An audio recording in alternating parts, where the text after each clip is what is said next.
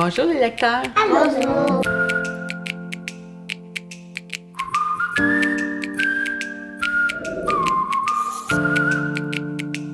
Hier, on a travaillé au niveau des leçons de vie. Les livres peuvent nous transmettre des leçons de vie.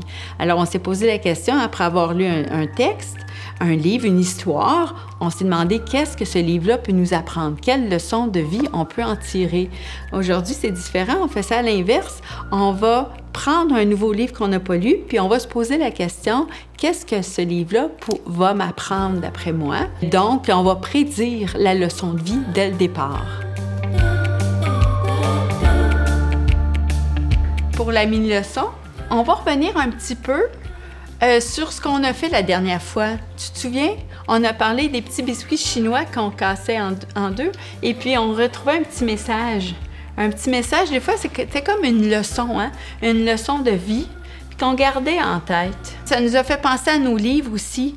Les auteurs, les autrices, parfois, dans leurs livres, souvent, ils vont aussi nous laisser des messages. On les garde dans notre tête et puis on peut s'en servir dans la vie de tous les jours, comme en fin de semaine. J'ai pensé au livre de Nadine Robert ici, qui nous apprenait « Travailler ensemble aide à atteindre nos buts ». J'étais dans ma plate-bande, là, en avant, à faire un petit peu de jardinage. Puis j'ai un arbuste qui était un peu trop gros. Puis j'ai dit, il faudrait que je le déplace parce qu'il n'est vraiment plus à sa place. Puis là, je commence à creuser avec ma pelle. Je creuse tout le tour. Puis c'était difficile. Puis j'ai pensé à ce que j'avais appris dans le livre de Nadine. Travailler ensemble aide à atteindre nos buts. Je suis allée chercher Victoria, puis Florence, à creuser tout autour de mon arbuste. Puis là, ben, ensemble, on a réussi à le soulever puis à le mettre ailleurs. Maintenant, il est à une super bonne place puis ça va être beaucoup plus joli dans ma plate-bande en avant. Aujourd'hui, je vais vous enseigner que les lecteurs attendent pas tout le temps comme on a fait à la fin du livre pour penser à la leçon de vie du livre. Pour penser à ce qu'on apprend dans ce livre-là.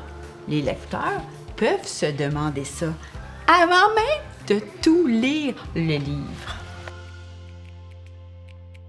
L'atelier de lecture est importante pour les élèves qui ont des défis parce que, bon, en plus d'enseigner explicitement quelque chose et de faire une démonstration qui est précise, on amène tout de suite les enfants à pouvoir le faire au tapis, hein? Fait que c'est comme une pratique guidée. Tout de suite, on peut le faire, puis on peut aller supporter. Puis ensuite, quand on les envoie en travail autonome, en lecture autonome, bien là, ils partent puis ils vont chercher un livre à leur niveau de lecture. Alors, c'est vraiment parfait pour eux parce que chacun a son propre niveau de lecture. Et puis, ça nous donne du temps, lorsqu'ils lisent en lecture autonome, d'aller faire des entretiens, d'aller aussi faire de l'enseignement en petits groupes. Alors, tout ça permet de supporter nos élèves en difficulté et aussi nos élèves qui sont plus forts dans notre classe pour essayer de les pousser un peu plus. Il était une fois un ours, un orignal et un castor qui étaient de grands amis, même s'ils n'étaient pas toujours d'accord. Ah ah! Déjà, j'ai un indice, là. Ils sont pas toujours d'accord. Je me demande si c'est le genre d'histoire qui nous apprendra, vaut mieux, peut-être, s'entendre et cesser de se disputer si on veut passer une belle journée. Parce que moi, je pense qu'en cas de nous, il peut arriver plein de problèmes. Ouais, alors je pense que ça, c'est un livre qui apprendra au lecteur que ben là, il faut finir par s'entendre pour passer une belle journée. Vaut mieux qu'on s'entende, qu'on se parle et qu'on s'écoute. Se disputer ne sert à rien. Il faut se parler. T'as vu comment j'ai fait?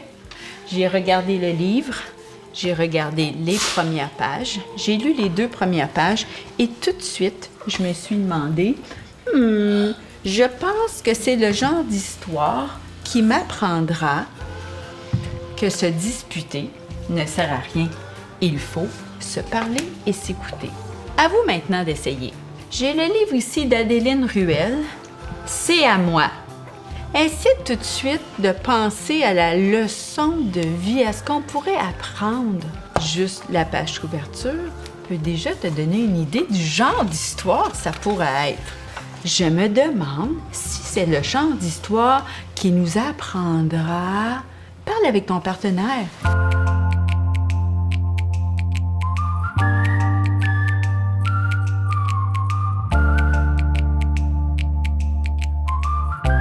Il y en a qui m'ont dit, ben, je pense que ce serait le genre de livre qui pourrait nous apprendre que c'est bien partagé, hein, que c'est toujours mieux partagé. J'ai entendu aussi, ouais, ben, je pense que c'est le genre de livre aussi, peut-être que c'est parce que c'est le ton qu'on prend. Non, c'est pas vraiment agréable d'avoir un ton comme ça. Peut-être qu'ils vont nous apprendre à avoir un ton plus agréable, aide à garder l'harmonie. Avant de commencer un livre, on peut tout de suite réfléchir au genre d'histoire que c'est et qu'est-ce que ça va nous faire apprendre. Tout au long de la lecture, maintenant, on va pouvoir se demander « Hey, je pense que c'est ça » ou bien « Oh non, je pense plutôt qu'on va apprendre telle chose.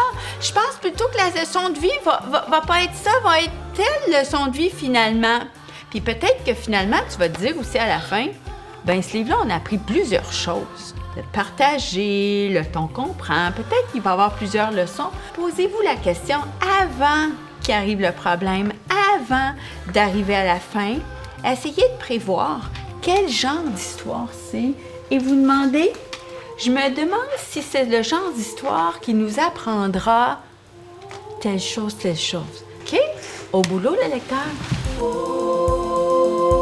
Moi, je dirais que les ateliers de lecture, ben, ça vient structurer notre enseignement de la lecture. On veut que les élèves deviennent compétents, on veut qu'ils développent leur goût de lecture. De la lecture, mais on a un travail à faire dans ça. Je pense que ça vient mettre la table à une période de lecture qui va être efficace.